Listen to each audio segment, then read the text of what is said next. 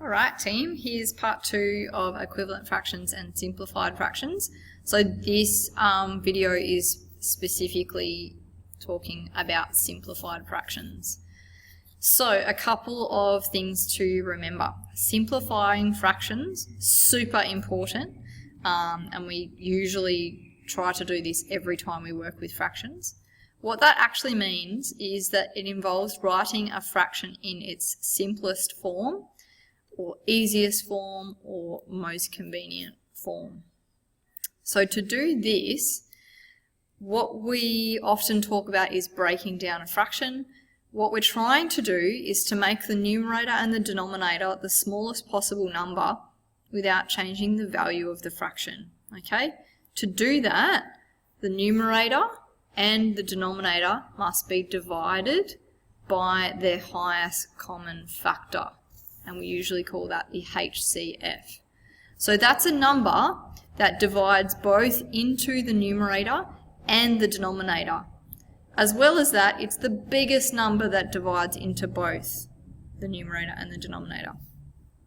So it is mathematical convention, that means we do that as much as we possibly can, to always try and write fractions in their simplest form, particularly in our final answer. That's something I would like you to try and practice to do every single time.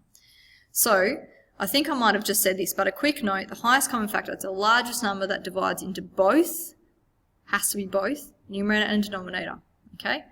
Otherwise, if it's not going into both numbers, it's actually not a common factor between the two. That's why we have that word common in the definition. Okay, so the easiest way to do that is to just, to learn how to do this is to do some practice questions. Okay, so in the following, here's a sample question. In the following list of equivalent fractions, choose the fraction that is in its simplest form. So in this question, there's quite a bit to think about. These fractions are all equivalent to each other. So all of these fractions, 1, 2, 3, 4, have the same value. So if I was to put them on a number line, they would be in exactly the same place. Let's say I had an enormous cake and I cut it up into 15 pieces. Those 3 pieces would be the same as if I had the cake and cut it into 50 and I had 10 of those. So 3 big pieces versus 10 small pieces, they would actually all be the same size. They're all equivalent fractions. Okay, so in the following list of equivalent fractions, choose the fraction that is in its simplest form. So that would mean which one of those 3 fractions can't be divided by anything else. It's already as small in number as it possibly can be. So the answer is pretty clear if you're understanding what we're talking about. 1/5 can't be divided or made any smaller.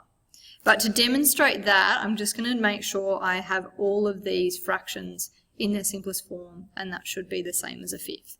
So I'm going to write 1/5 down as my first one because that's what I'm aiming to go towards.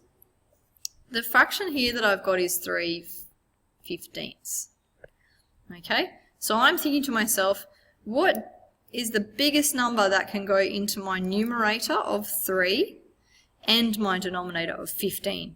So think about what numbers divide into 3. Okay, 1 does, but that wouldn't change the number. 3 does as well. All right, does 3 go into 15? Yes, it does. So let's divide the top and the bottom by the same number, which is my HCF. 3 divided by 3 is 1. 15 divided by 3 is 5. Okay, so that is that fraction, 3/15, in its simplest form, which is what I'm aiming for, 1/5. Okay, the next fraction is 10/50. Okay, what number fits into 10 and also 50? Okay, the biggest one you can think of. So 5 fits in, great, but 10 is bigger and 10 fits into 10 and 50. So that would be the best choice. So divide 10 by 10, that's 1. 50 by 10, that's 5. Okay, got it again. Last one, 2/10. What number fits into 2 and also 10? 2 is the largest number there. so 1. And again, same number, 10 divided by 2 is 5. So 1/5 is the answer, and we could see that from the start. But to demonstrate that, I have broken all of the other fractions in that list down to their simplest form to prove that it is 1/5. Okay, let's do some more questions. Okay, so I'm going to write some fractions here, and the instruction would be break these fractions down to their simplest form. Okay, so you're looking for or thinking of the HCF, highest common factor of the numerator and the denominator. Okay, so let's think of the factors of 3. 1, not useful, and 3. So 3 divided by 3 is 1. 9 divided by 3, because we use the same number, is 3. So the simplest form of 3 over 9 is 1/3. Let's do another one. 21 over 35. So again, what are the factors of 21? And will one of those factors also work for 35? So the factors of 21, I'll just brainstorm them over here. 1 and 21, 2 and nothing, 3 and 7, 4, no, nothing, 5, no, 6. Okay, let's see if any of these numbers would work. So 1's not useful. 21 is not going to divide into 35. 3 won't divide into 35. So let's try 7. Both the same number, top and bottom. 21 divided by 7 is 3. 35 divided by 7 is 5. So the simplest form of 21 over 35 is 3/5. Let's try one more. 4 over 28. Okay, factors of 4.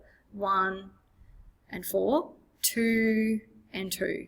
Okay, so 2 would definitely work for 28, we know that, but we're trying to look for the largest number. Okay, so we'll see if 4 works. So divided by 4, that gives me 1, and 28 divided by 4, that gives me 7. So 1/7 is the simplified version of 4 over 28.